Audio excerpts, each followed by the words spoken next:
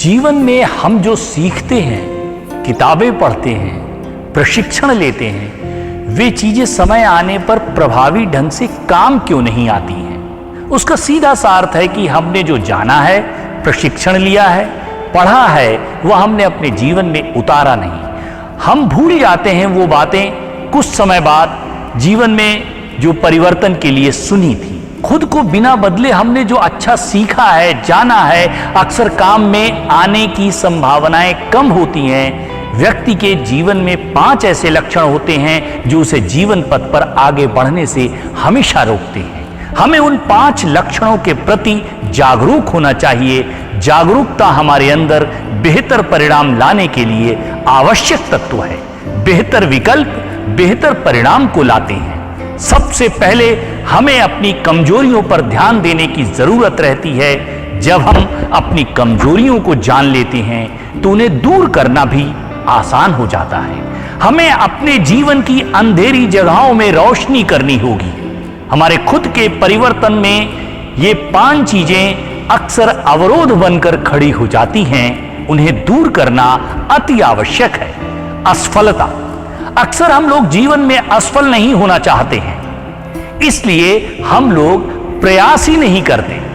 जबकि हम सब ने बचपन में पैरों पर चलने के लिए कितनी बार जमीन पर गिरे हैं, लेकिन हम लगातार प्रयास करते रहे और आज हम लोग उसी प्रारंभिक असफलता से ही सफलता के राजमार्ग पर हैं। जब हम बड़े हो गए तो अपने बड़े सपनों को कार्यान्वित करने की ओर पहला कदम ही नहीं उठाते, इसी डर से कि कहीं हम असफल ना हो जाएं।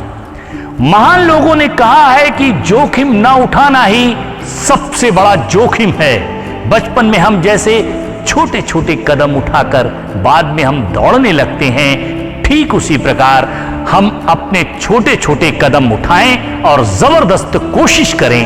जीवन में याद रखो कि असफलता के बिना सफलता मृगमारीचिका है। भय, डर हमारे जीवन की समस्त सृजनशीलता को सोख लेता है। हम लोग अक्सर नए की तलाश इसलिए नहीं करते हैं कि हमें भय होता है कि हम जिस कवच में रह रहे हैं उससे बाहर जाने पर हमें तकलीफ होगी। डर होता है कि जो छोटी मोटी व्यवस्था हमने खड़ी की है कहीं वो गड़बड़ ना हो जाए।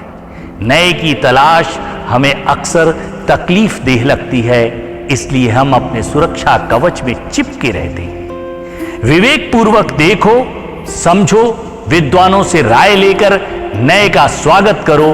डर भगाने का सबसे उचित रास्ता है कि जिससे आपको डर लगता है, विवेक पूर्वक आप अपनी जागरूकता में देखें कि वह कार्य स्वयं आपके व आपके परिवार एवं आपके समाज के हित में है तो उसे करना शुरू कर दें।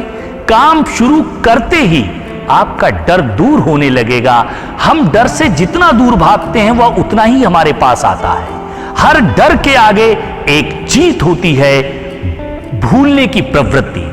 हमारे पुराने लोग किसी आवश्यक चेतावनी अथवा किसी चीज को याद रखने के लिए हमारे बड़े लोग पूर्वज एक बात कहा करते थे कि यह बात अपनी गांठ में बांध लो, और अक्सर लोग ऐसा करते थे। जब वे अपनी धोती आदि को पकड़ते थे तो वह गांठ उनको याद दिलाती थी जो उनकी प्रायोरिटी होती थी। यह उनके याद करने का नायाब तरीका होता था।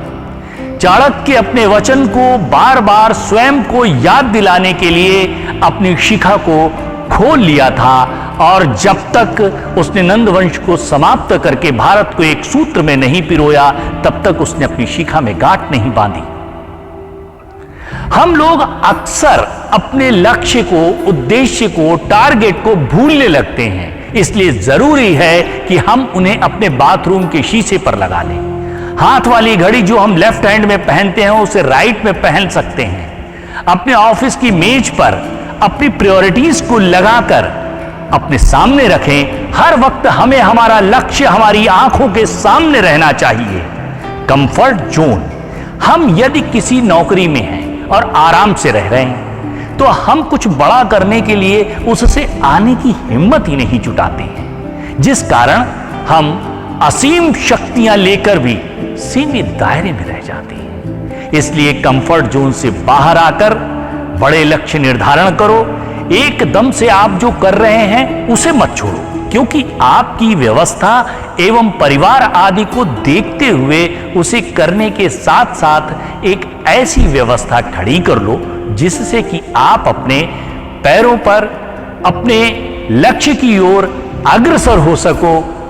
गलत विश्वासों का साया। अक्सर लोग एक उम्र के बाद सोचने लगते हैं कि मैं बदलाव के लिए अब पुराना हो चुका हूं। ये विश्वास बना लेते हैं। बचपन में वे उम्मीद और आशाओं से भरे होते हैं, लेकिन आगे चलकर वे खुद को बंद कर लेते हैं। उदासी और निराशा के गलत विश्वासों के अंधेरे साए से घिर जाते हैं। कहीं चोट न लग जाए जीवन को एक बचाव की मुद्रा में अपने को रख लेते हैं। जीवन के 5 अवरोधों पर विजय प्राप्त करें, उनको समझें, उन पर प्रतिबंध लगाएं और जीत को हासिल करें। हम आम लोग भी असाधारण सफलताएं अवश्य प्राप्त कर सकते हैं, लेकिन हमें अपनी कोशिश की शुरुआत करनी होगी। धन्यवाद, धन्यवाद, धन्यवाद।